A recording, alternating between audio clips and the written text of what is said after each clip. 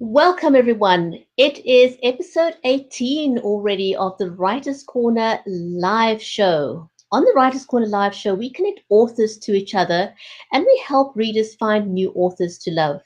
You probably already have your favorite type of book, whether it's fiction or non-fiction, but you never know, we may just introduce you to your new favorite genre to love or to help you discover some books that don't fit into any of the traditional genres.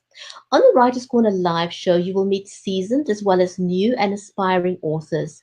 Some of these seasoned authors will share their tips and tricks of how to get published right the first time. But here on the Writers' Corner live show, you get to hear the backstories of our authors. Welcome to the show, everyone. Today is a particularly special show for the Writers' Corner Live, and I'm going to bring on Mary, my co-host, straight away. Welcome, Mary. Hi. Hi, Brigetti. How are you doing? I'm good, thanks, and yourself? Oh, wonderful. Very excited about today. You know, every week we meet such amazing men and women, just simply amazing humans. Hearing their backstories is phenomenal. But today I feel is something extra special because we're going to meet people who have lived with loved ones who's had Alzheimer's, and it's a particularly distressing disease to have to deal with, and for carers, it is particularly hard, and especially if you are the carer to a husband, to a wife, or a mom, or a dad. It's very, very difficult. I know that you personally have experience with this as well. So I think for both of us, it's very close to our hearts. And today we've got a whole bunch of ladies that's going to be joining us. There's 6 authors who have written about their stories. Yes. And so what we're going to do today is, Mary, you're going to be introducing each one of them, and they're going to be telling us a little bit about their stories, isn't it? But I think what we want to let you know is we've got 6 ladies here, and we want to know a little bit about the organization that they started called Alz Authors. So one of the ladies is going to talk a little bit about that. And because there's 6 ladies in Alz Authors, it's going to be impossible to get their backstories or as much of it as possible because of our time constraint. Normally our show is 30 minutes, but today we're going to push it to 45 minutes because we do want to hear a little bit about them. But what we want you to know is that we're going to be inviting all these ladies back again so that we can get to hear more of the individual stories. Yes. Shall we dive in for today? Absolutely. Absolutely. So we are going to start with Irene. And she is Irene Olson. Her book is Requiem for the Status Quo. She is also a Black Rose writing author, just like I am. So we have the same publisher, at least for this book for her. She is going to start us off. Irene, how are you doing? I'm doing great. Thank you so much. Oh, thank you so much for being here. And we want to let you come on and tell everyone about your organization, how it came about, what it does, where people can find it, the purpose for it. And then after you, we will go on to the next author and let you guys, Go ahead, Jean will go next. So is it okay for me to give a little bit of your, go ahead. Jean will do the introduction to all authors. Okay, Jean is. I'm sorry. Yes. Okay, Jean. We're so glad that you're on here as well. And the other ladies are here with us. And what I'm going to do is give just a tad bit of your bio, if that's okay, and then allow you to talk. Does that sound good? You ready to go? Okay. So Jean Lee, her book is Alzheimer's Daughter. Both Jean Lee's parents were diagnosed with Alzheimer's disease on the same day. Wow, that's a big deal. She never planned to write a book, but her memoirs and experiences as a teacher and caregiver led her to her book, Alzheimer's Daughter. I love that. So I'm going to give you the floor right now so you can talk about your organization.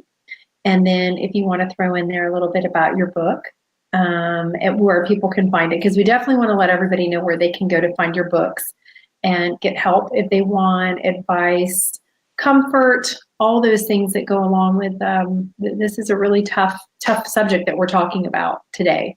So can you let us know about your organization? So both of my parents were diagnosed on the same day with Alzheimer's. I'm I was sorry.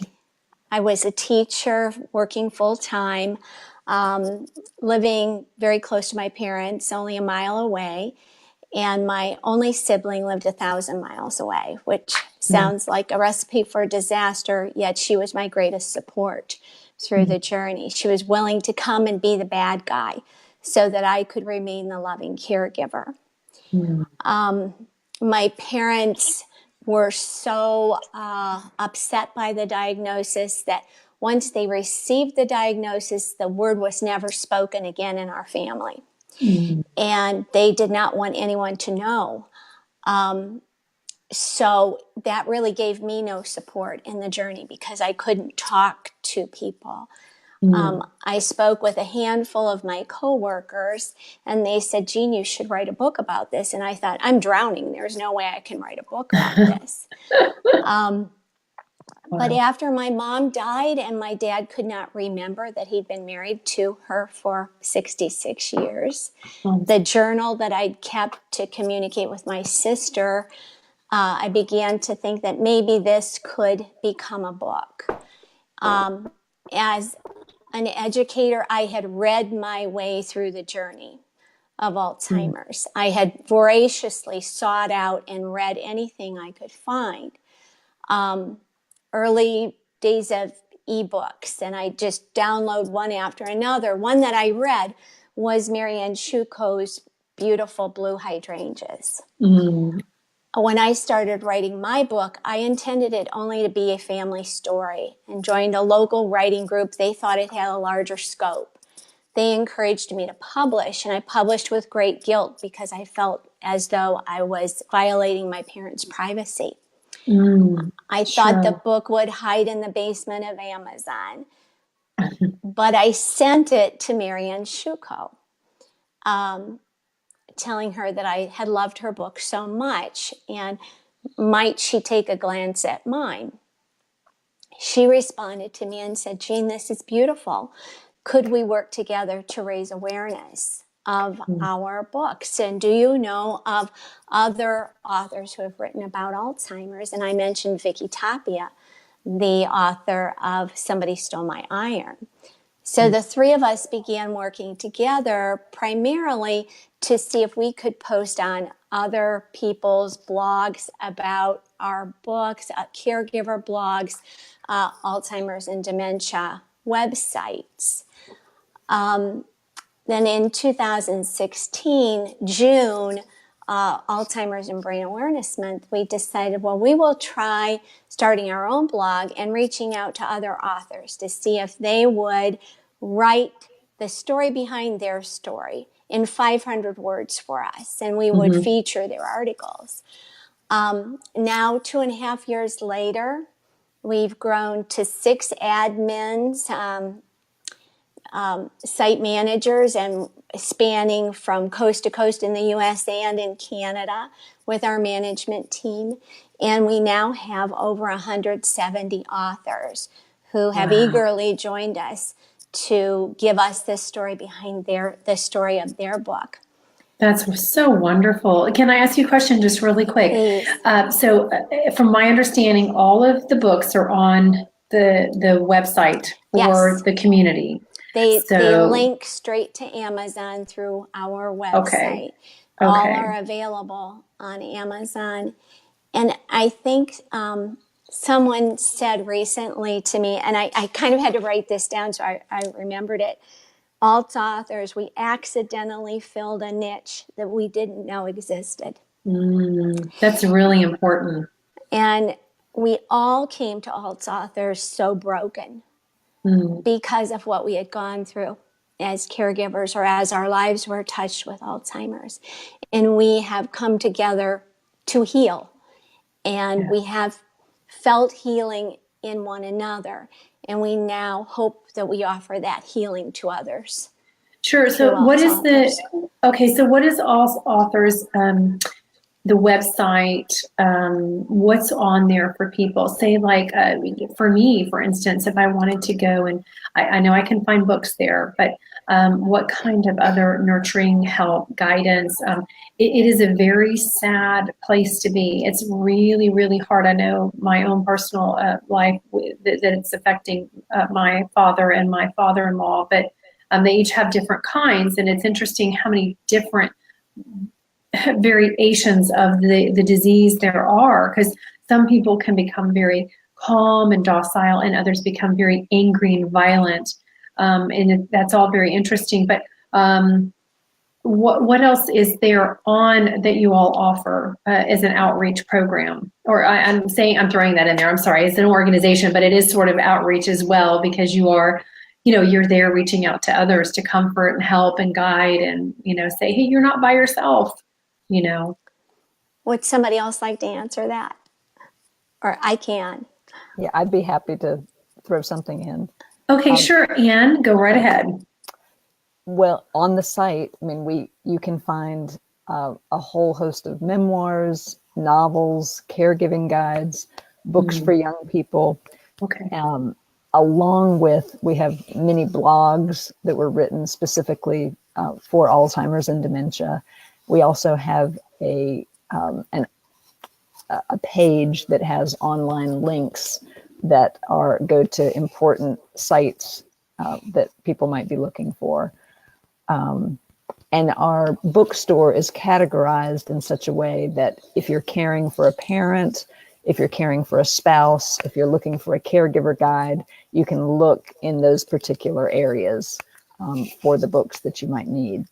Oh, that's wonderful. Okay, so Anne, I would like to, I know we had you jump in there, but I would like to, I want to tell everyone what your book is and give a little bit of your bio, if that's okay with you right now. Sure. Okay, so your book is Motherhood Lost and Found. That's pretty. That's a good description of it, isn't it? So it is, yes. Yeah. So Anne Campanella is a horsewoman. Sorry, I read this before. Sorry, but you're in the house too, so you're a housewoman also, right? We're going to put a spin on that. And she's a former magazine and newspaper editor. Her work is recognized internationally. Her memoir, Motherhood Lost and Found, tells the story of her mother's descent into Alzheimer's at the same time Anne was trying to become a mother and experiencing infertility. I'm sorry, I've been through that as well. It was named one of the best Alzheimer's books of all time by Book Authority in September. So this is a recent award. Congratulations. That's a really big honor. Anne was honored to be recognized as one of the most influential women in her community by the Herald Citizen for her work with Alzheimer's. I think that's amazing, and I know that you're very proud, and we really don't know the things that happen in our life, the journey that it's going to take us on. We have no idea. And it's such a blessing what each of you ladies are doing with this organization and as a group as a whole, how you will touch people's lives. We really want to get the word out there about this. So anyone who's watching, please share, if you know someone or don't know someone who has been touched by this. You may never, you never know by sharing who it's going to touch. So do you want to talk a little bit about your journey? Because I know we're trying to give everybody a few minutes, but we are going to bring each of you back on for a 30-minute segment so you can talk all you want. So Great, thank you. Yeah, I'd be happy to share a little bit.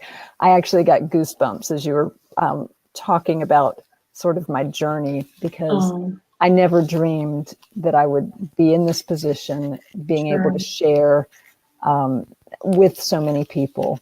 When I was 33 years old, my husband and I, we moved from Houston, Texas to North Carolina.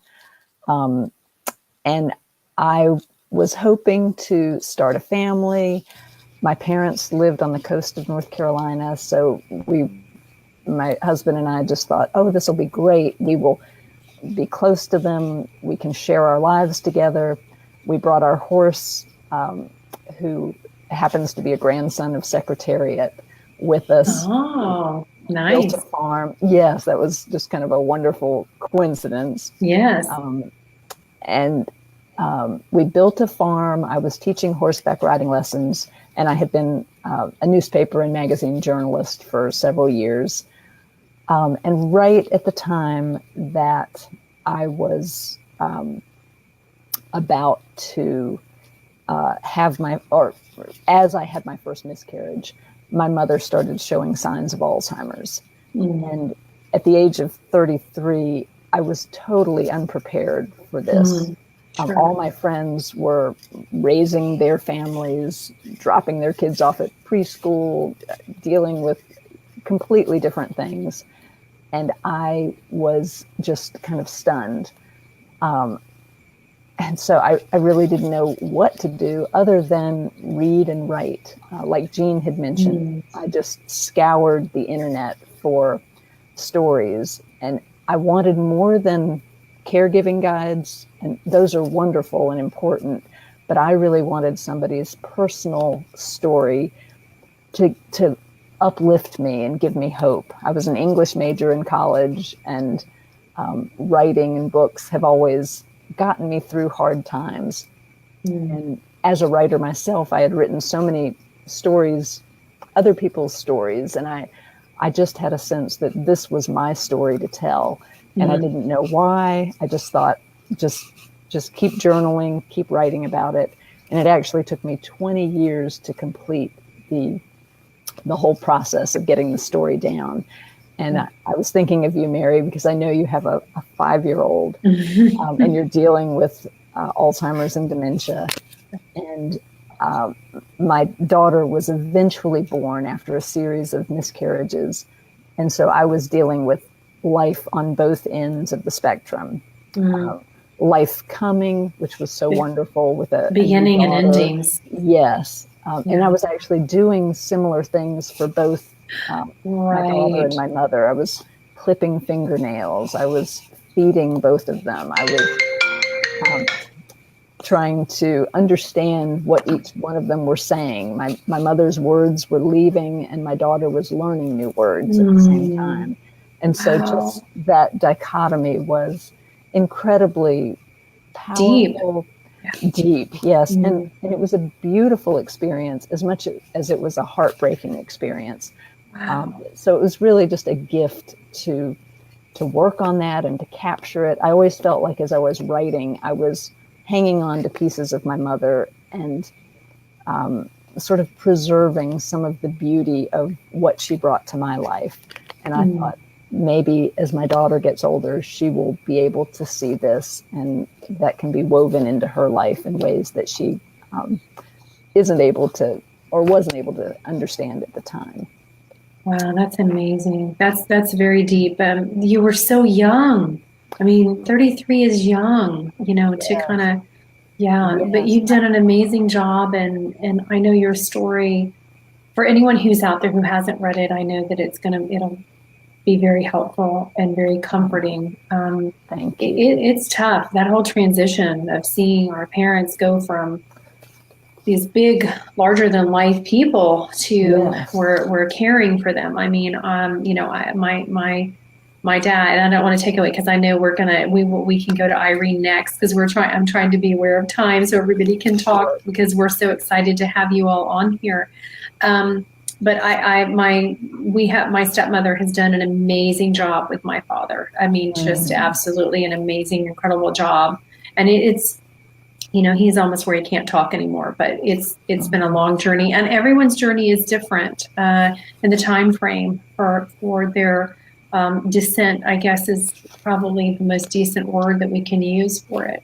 But I think every part of it is heart-wrenching for those on the outside looking in and taking care of. It's just, there's nothing easy about any of it. Absolutely. So would you, Miss Irene, like to be on the hot seat now? Bring me on. Okay. Well, I am going to introduce Miss Irene Francis Olson because I was going to introduce you before, and then, but it wasn't your time yet. So now it's your time, lady. I love your title. I love all of your titles. Requiem for the Status Quo is the title of your book. She writes from passion and experience. She was her father's caregiver during his struggle with Alzheimer's disease. She previously worked in memory care, so she was not new to the disease.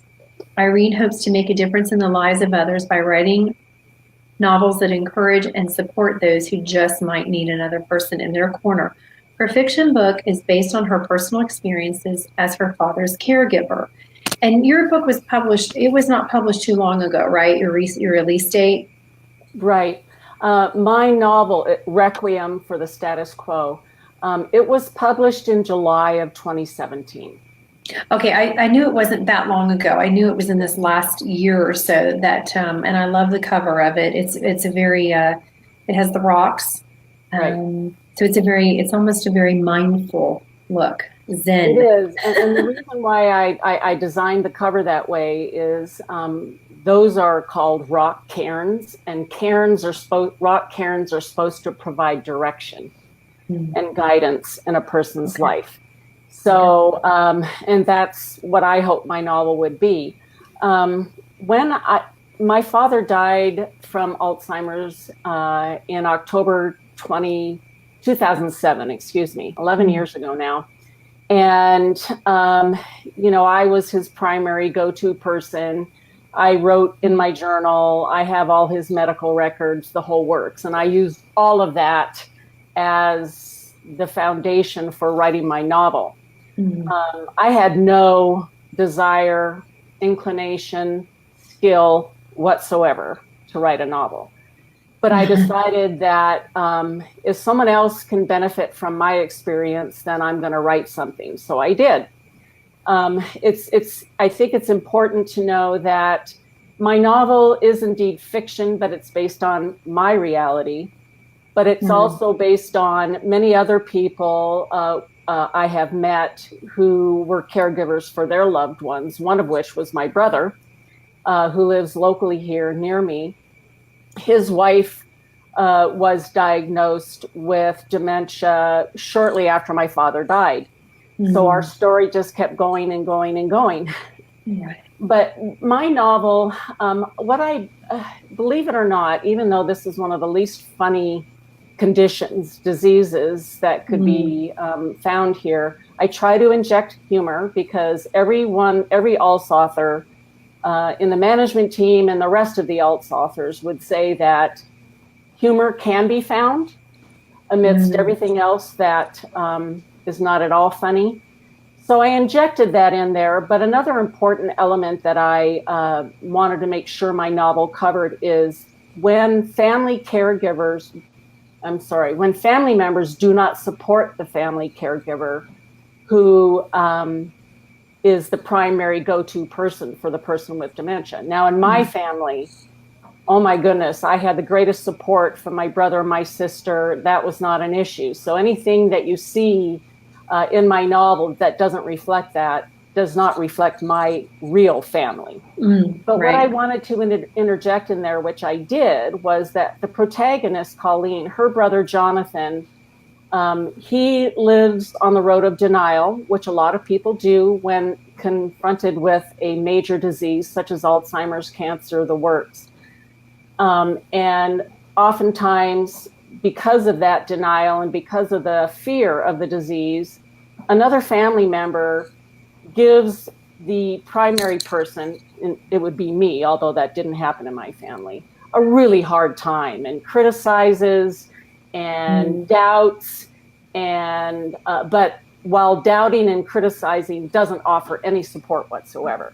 No. So I wanted to interject that with Colleen's brother, Jonathan, even though that was not my personal experience, because I do know there are so many people who are in a caregiving role who lack the support that they desperately need.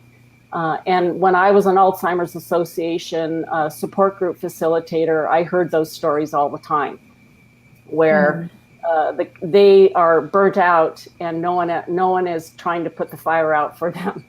So I wanted to make sure and put that in my novel because it is a prevalent issue for those taking care of someone with Alzheimer's within the family. Absolutely. And my stepmother has experienced that. They live in Florida, so I live 13 hours away. And it's been hard to be able to be there. And she's gone through a lot, and she's done all the caregiver burnout. And it's somewhere along the lines, moms and parents we get caregiver burnout with our children as well. And it is a very lonely path to be on. It doesn't matter the age. It's hard, isn't it? Yes. But my heart, really, the passion is there for those who do the caregiving, because it's very difficult. It is sad. And with all the authors that are in the group, they have had varying degrees of support or non-support, and everything they offer in their books, whether fiction or nonfiction, is such a worthwhile read. And putting a plug in, as Jean had indicated, when you go to allsauthors.com and click on bookstore, absolutely all of our books are there, categorized. So when you click on our cover, it goes right to Amazon, super easy for you to be able to download a book, purchase a book that might help your situation. It's a great group, and I'm the newest management team member, so I'm still living in glory land and feeling so great to be amongst the women that are also on the management team. Oh, Irene, thank you so much for that. Thank you for your story. Thank you for sharing. Thank you for reaching out. I'm so glad we got to put this together. I can't wait to have all of you back on. And I'm gonna go over to Marianne now. Great. Marianne, can you hear me okay? Yes, I can. Can you hear me? Yes, I can hear you fantastically. So where are you at? I'm in upstate New York. Okay, well, Pleasant Valley. I hear your accent. My accent's from Boston, actually. Well, it's that area. That's that area of the country. So I don't have any accent. Yes. So your book is Blue Hydrangeas. Love blue hydrangeas, but here the rabbits and the deers eat them. So I plant them, and the buds are gone as soon as they bloom. So I don't do those or tulips anymore because they're just gone. So anyways, so Marianne is a writer who happens to be a nurse. She's a lover of words and books. She dreamt of becoming an author when she grew up, but became a nurse to avoid poverty. Okay, that's very true. She brought her two passions together and writes about the intricate lives of people struggling with health and family issues. Her debut novel, Blue Hydrangea, an Alzheimer's love story. I love it. So can you, can you give us a little bit of information about you and a vision into your life? Sure. Well, I'm a nurse, as you said. I've been a nurse for over 20 years, and a big part of my experience was working with Alzheimer's and dementia. And I also had several aunts that had the disease. And I decided to write a book, and I decided to write it based on a couple I met in my work. And it tells the story from the male caregiver, the husband's point of view. Okay. Of caregiver. Okay. The story is based on Cape Cod, which is where the blue hydrangeas bloom beautifully, not here at my house. And in the story, it's time for him to place his wife in a facility for care because it's killing him. And they have one last journey together and then find a different alternative. So I brought in a lot of different elements of the whole Alzheimer's journey, including the son that lives far away with his own family, and the husband is reluctant to reach out to him for help, and their friends who try to be supportive as well. But Jack is the kind of guy that likes to go it alone, and I find that many men try to be stoic and support without asking for help. Sure. And that's pretty much a recipe for disaster. And that's what happens with Jack. at the end of the story. They have a little bit of a disaster.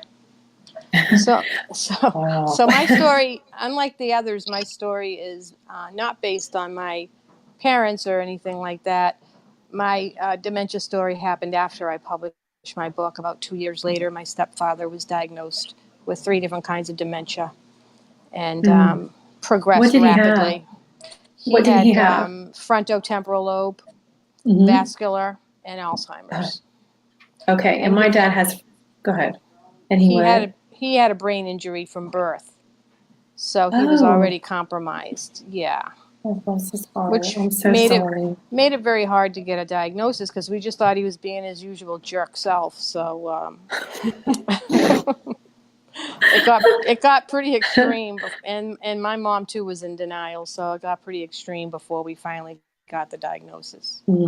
So his diagnosis on day one, first doctor visit, they recommended a memory care unit, which floored us because we thought, maybe he could take a pill and everything would be okay. Right, but no. It was devastating, and it was a very ugly situation. I hope people do not have to go through what we did. Well, that's what this is about. This is about educating the public and enlightening the public as to these different stories, different situations, and how to advocate. All of you are advocates. We are all advocates for not only ourselves, our children, but then, sometimes you have to be that for your adult, your parent who is not able to do it for themselves. So I appreciate you sharing your story with us and can't wait to have you back on for, a full 30 minutes. And so I don't know if Vicki can hear us. If she can't, let's see if we can bring up Kathryn. Vicki, can you hear us? Because I see her big, pretty smile, but I don't know if she's talking. So I wonder if we can bring up Kathryn because we've not spoken to Kathryn yet. She has, there she is. Hi, Kathryn. How are you? Good, thank you. Oh, good. Thank you so much for being here with us today. And I'm going to read a little bit about your bio and introduce your book. So you are Weeds in Nana's Garden and co-author for Smile for Grandpa. So yours are more children's books, right? Kind of helping children to maneuver through this, which is very difficult. I know it's been hard on my own children to see both their grandfathers going through what they're going through. And I'm amazed at how we've still done so much with my father-in-law and even my dad. And I think my experience has been the more physically active someone is in this disease, they seem to be able to hang on a little bit longer, has been, what my experience has been with it. So you are a business professional turned artist. Yay, love art. She felt compelled to create her children's book, Weeds in Nana's Garden, following her mother's passing from dementia in 2010. During her family's journey with the disease, she noticed how much involving her 2 young children added value to the experience. So she created an engaging picture book that could reach many children to enhance their understanding. Most recently, she collaborated with author and dementia care expert Jacqueline. Is it Gannett or Jeanette? Gannett. Okay. To launch another children's book about dementia titled I Smile for Grandpa. Both of Kathryn's children's books support the Alzheimer's Society of Canada with every purchase. That's wonderful. What it's a very valiant thing to be connected to, isn't it? Yes. Yes. And when I listen to Anne's story, it's I have heard her story before, but for some reason it really seemed similar to mine in that we were both going through losing our mothers as we had children growing up around us. And I actually got a diagnosis of my mom's frontal temporal lobe dementia went right after my son was born. So he was growing up as she was progressing through the disease, and it was challenging for sure. But as other people have mentioned, I also had a lot of support in care. My dad is alive and well, and he was her primary caregiver. So I was his support wing. My 2 siblings live out of the country, so it was the 2 of us plus other amazing caregivers that we connected with But yes, so it was a very strange time, an emotional time, to have my mom decline as my children progressed. But it was really enriching, as you said in my bio, to have them with me, because I felt that having my mom and my children together made the journey better for us. Sure. My children were open and loving and accepting of her, non-judging, because they're little kids, and that was really helpful for us. So their perspective was really amazing for me and my dad, and also the activities that my kids enjoyed. Often it was almost coincidentally that we would discover my mom would enjoy it, because it wouldn't be something we would have naturally done with her. Right. I think of blowing bubbles was something that you do with little 3-year-olds and 4-year-olds. Right. And we did it one day in my mom's garden, and my mom was just so into it and loving it and running around. And that was, I don't think we would ever have thought of doing that without having my children with me. Oh, that's been wonderful. Yeah. And so I was just like Anne and all the others, struggling so much with this decline. And I used art as my means of expression. And I did a lot of art through the process of Mom's illness about my kids and how they were helping me. And so it was actually sort of after Mom passed that I thought about the children's book. There are quite a few. Every day there's more and more kids' books. When Mom was diagnosed, there was very few kids' books, but it's something that is being addressed more and more. And it's good to have choice for kids. And, kids like to read more than one book about a subject. So that's why I created Weeds in Nana's Garden. And then I had an opportunity to create this other book with another author. This year we published I Smile for Grandpa, so that we can offer kids, if you have a grandfather who's got dementia or a grandmother, there's a different book for you, and you can relate to the books. They're different, slightly different age groups as well that we're appealing to. That's so wonderful. I love that. And, things like this really help to teach our children compassion for others. It's a good experience for children to go through, learning that very young, and then they're more tolerable and compassionate toward other situations that happen in their life. So what a blessing on kind of so many different variations. I know through the journey with my dad, my stepmother would say things and I would say, okay, so now we got to think about him. He is a toddler at this point. And so these are things that would work really well. And it was good because I was in the middle of doing that with my son. So I was like, yes, you're just on the other end with doing the same thing that I'm doing up here, but it was good to be able to have that conversation and have that familiarity. And my hat goes off to caregivers, even in not even family member caregivers, but the caregivers who are trained, and the home health care people who come in, even to the nursing home and the facilities where our parents and family members end up. They have a very tough job and a very tough life, and it's thank goodness for them as well for going into that field and deciding that's what they're going to help with. Yeah. So one other thing is that I wanted to say that, the children around us, I think, can manage more than we think they can too. We, when I was doing the book, I actually met with 2 classrooms full of 9-year-old children, and they were just phenomenal in how the ideas and how much openness they had about it and how much they wanted to learn about it. And so by helping them understand and us open to them being part of it and connecting through it, I think it's better for everyone. Oh, absolutely. I'm so excited that you had that experience and have been able to do that. And it'll be very wonderful and interesting to see how it goes from here and how it continues to grow and how you're able to continue to affect children and others who are going through this in a really positive way. So I thank you and all the ladies on here for everything you're doing. It's really special. And for being transparent and sharing your stories, because we don't know if anyone else will be interested. And I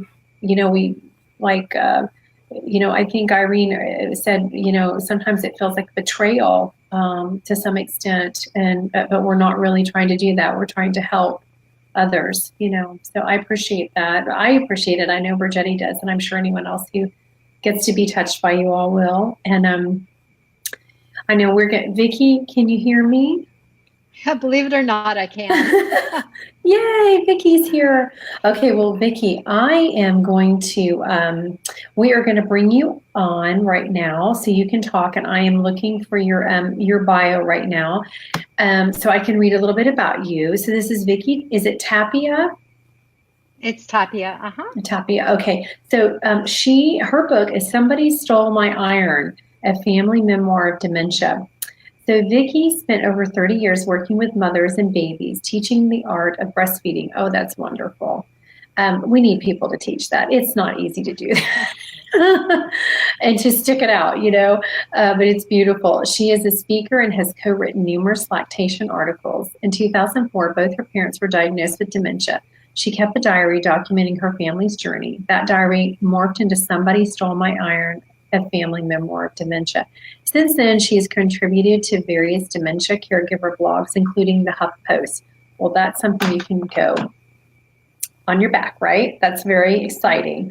So can you give us a little bit of insight into your life and story? And I know that we are supposed to be wrapping this up in about 3 minutes, but I want you to be able to talk. And we are going to bring everyone back on for 30 minutes. I just need to get you all booked. And then that way you can talk much longer. But I would love for you to share some of your life and story with us. I have one sibling who's about 15 years older than I do, who lives many states away. I'm in Montana, and he's in New Mexico. So when my parents were both diagnosed with, my mom with Alzheimer's, my dad with Parkinson's-related dementia, within the same year. At first, they stayed on their own. They lived about 2 hours away from me. And within a few months, it became apparent that they were no longer going to be able to take care of themselves on their own. And my mom was not very happy about moving. I let it be her choice. Eventually, she came around and she asked to move. So at that point, we moved them in the dead of winter in Montana. But wow. Yeah. My mom had a strong personality, and I'm trying to say that in a kind way.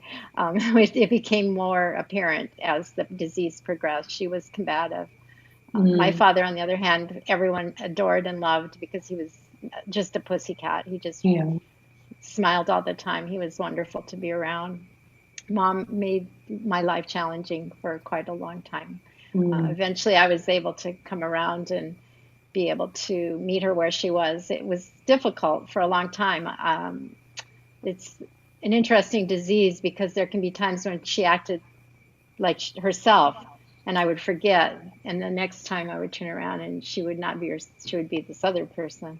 Right. And we have to remember that it's not them; it's the disease, and that's really. Gosh, that's so hard because we don't want to believe it, and we don't want to see that change, and we don't want to acknowledge that change. And it's just so challenging, isn't it?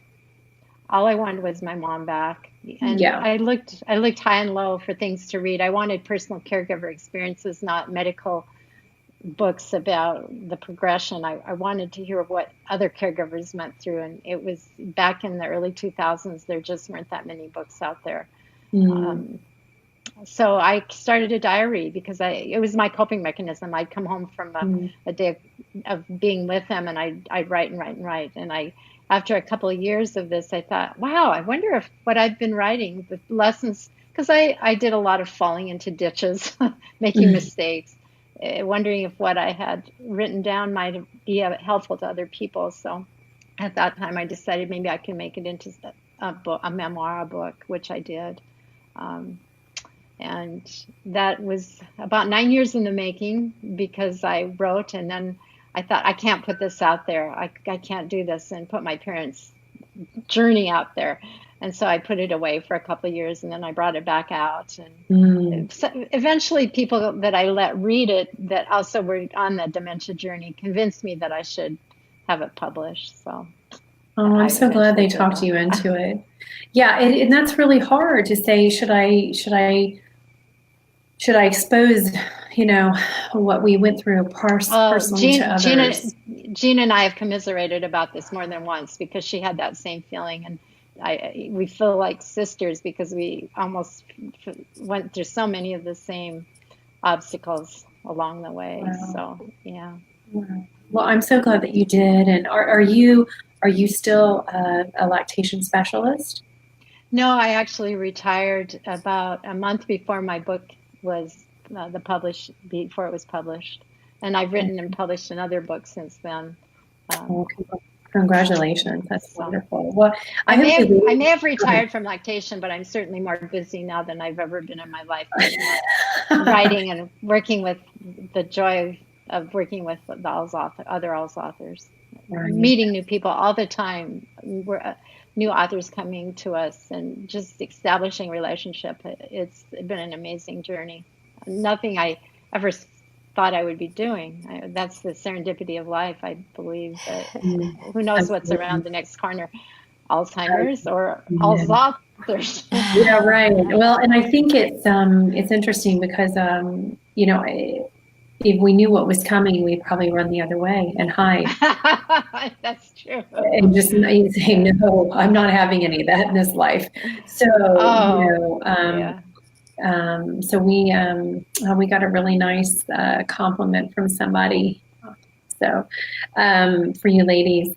Well, I think what we need to do is we're going to bring Brigetti back on if everybody's okay. And Vicki, truly, Brigetti and I both really want to honor each of you and schedule you to come back on for 30 minutes to hear you be able to talk about your journey in more depth, because you never know who it's going to reach, because somebody might say, oh, that's almost exactly like mine.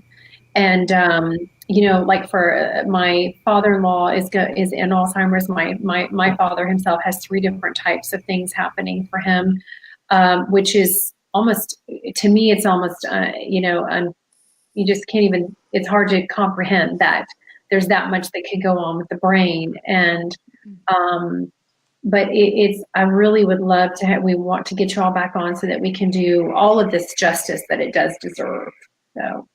Well, thank you so much for having us today. It was wonderful to be here. Well, thank you so much. And here's Brigetti. She's back on, and I think she's going to kind of close us out because she's the lady who has all the controls there. So she's in charge of the starship. So I absolutely want to agree with Mary there. It's been fantastic. I cannot believe that 45 minutes has gone by so amazingly quickly. And I can't wait to have you ladies back, because I know that there's so much more to your stories. Mm-hmm.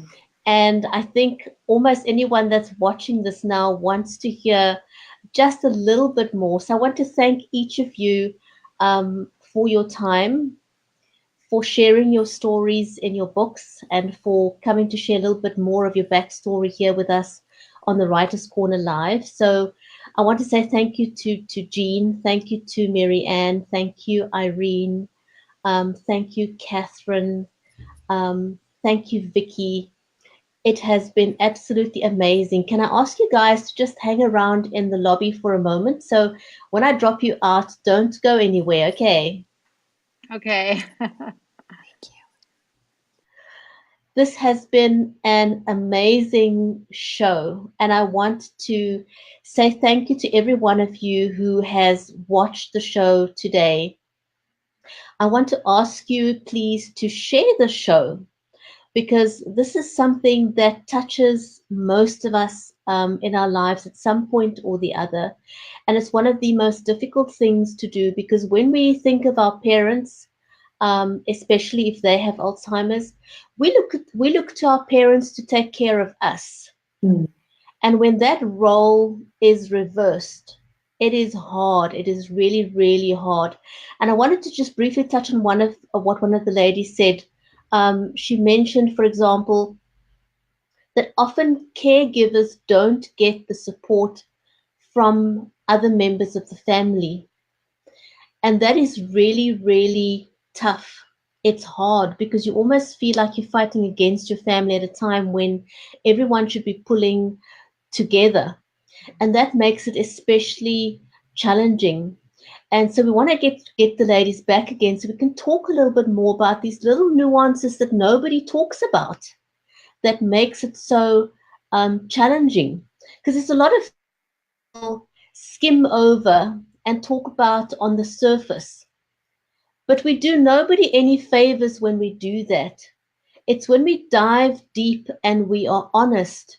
It's at that point that we can give other people the courage to put one foot ahead of the other, to carry on and to be the best support they can possibly be, either for a spouse or for a parent. So do you agree, Mary, today's show was very special? It was very special. And I will say that from my point where I stand, living so far away from my father and not being able to move there and visit enough and be able to help take care of phone calls are very important. Just reaching out and just making those calls and even just letting someone know that, you are there for them. Even if you are able to help make decisions with that person who's doing the main caregiving. It's been really hard for me not being able to have more access and be able to get there on an easier, and to have that availability to be there to help out more. So that's something that's sad in my life for me.